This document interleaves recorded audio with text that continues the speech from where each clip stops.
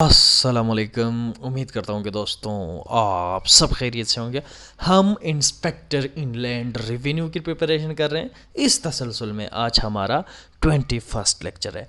इस लेक्चर में हम डिस्कस करेंगे income under the head income from property, जिसमें हमारे पास सेक्शन 16 में कोई नॉन एडजस्टेबल अमाउंट्स हैं जो एक लैंड लॉर्ड को मिलते हैं उसकी टेनेंट की तरफ से। अभी ये नॉन एडजस्टेबल अमाउंट क्या होते हैं?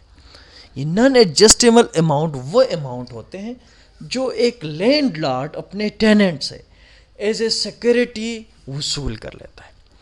अभी आपके जहन में ये सवाल होगा कि आया ये एज ए सिक्योरिटी अगर कोई लैंड लॉर्ड अपनी टेनेंट से वसूल लेता है एज एडवांस पेमेंट अपनी बिल्डिंग रेंट आउट करने से पहले, क्या वो उसके इनकम फ्रॉम प्रॉपर्टी होगी? अगर होगी तो कैसे?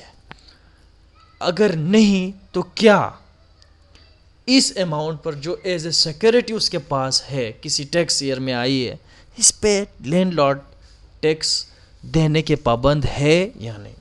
इन तमाम सवालों का जवाब आपको इनकम टैक्स ऑर्डिनेंस की सेक्शन 16 में मिलेगा, जिसमें सबसे पहले कहा जा रहा है कि अगर कोई ऐसी सरकमस्टांसेस है जहाँ पे किसी टेनेंट ने एडवांस पेमेंट यानी उस बिल्डिंग की बाबत की है, तो ये under the head income from property है, लेकिन उस पे जो टैक्स आयद होगी वो for a period of 9 year का होगा। यानी अगर आपने 90,000 का आपसे आपका लैंडलॉर्ड उसने क्या किए एडवांस लिए, तो वो 9 साल में इसको डिवाइड करेगा। यानी 9 साल में डिवाइड करेगा। हर साल उसने यानी उस 90,000 रुपीज़ को 9 सालों में वो डिवाइड करेगा, 9 टैक्स ईयर में। उसमें हर साल 10,000 रुपये उसकी इनकम फ्रॉम प्रॉपर्टी में ऐड होगी और इस 10,000 पे सालाना टैक्स वो अदा करने के पाबंद होगा। इसके साथ where an amount here and after refer to as the earlier amount referred to in subsection 1 is refunded by the owner to the tenant on termination of the tenancy before the expiry of 10 years.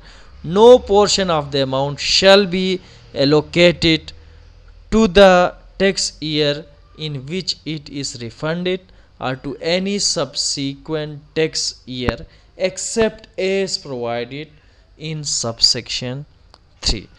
कह रहा है कि अगर कोई ऐसी circumstances हैं जहाँ पे किसी लैंडलॉर्ड और टेनेंट के दरमियान टर्मिनेशन ऑफ टेनेंसी होती है, उनकी जो किराए का जो एग्रीमेंट है वो ख़त्म होती है before the expiry of 10 years, no portion of the amount shall be allocated to the tax year in which it is refunded or to any subsequent tax year except as provided for in subsection 3. कह रहे कि अगर ये 10 साल से पहले ये tenancy agreement इख्तिताम को पहुंचता है, तो जिस साल ये रिफ़ंड करता है, ये 90,000 रुपये एडवांस पेमेंट वापस करनी होती है उस टेनेंट को, जिस साल ये वापस करेगा उस साल यानी ये 10,000 रुपये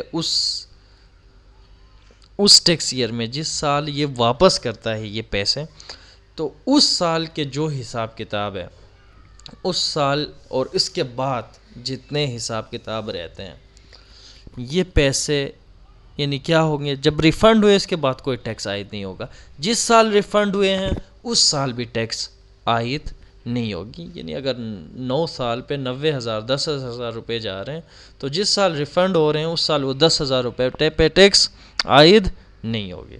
Where the circumstances specified in subsection 2 occurs and the owner lets out the building or part thereof to another person hereafter referred as succeeding, अगर कह रहे हैं कि अगर एक बंदे से लेके अगर वो टेनेंट दूसरे बंदे को दे, वो लैंडलॉर्ड दूसरे बंदे को देता है, उस सूरत में क्या होगा, उस सूरत में यानी ये जो, क्योंकि एक नया टेनेंट आया है, नया टेनेंट से एग्रीमेंट हुई है, तो ये नए बंदे के साथ जो भी एग्रीमेंट हुआ है और उससे एडवांस लिए, तो फिर इससे एडवांस ली गई ये अमाउंट पर भी उसी साल से 9 साल तक ये क्या होंगे, डिवाइड होंगे 9 साल, और इस तरह हर साल जो हैं वो एडजस्ट यानी 10,000 रुपये ऐड करता जाएगा। तो चलिए जी, आज के लिए इतना ही। मुझे जिस दम वो ख्याल रखिए। अल्लाह हाफिज़, बाय बाय।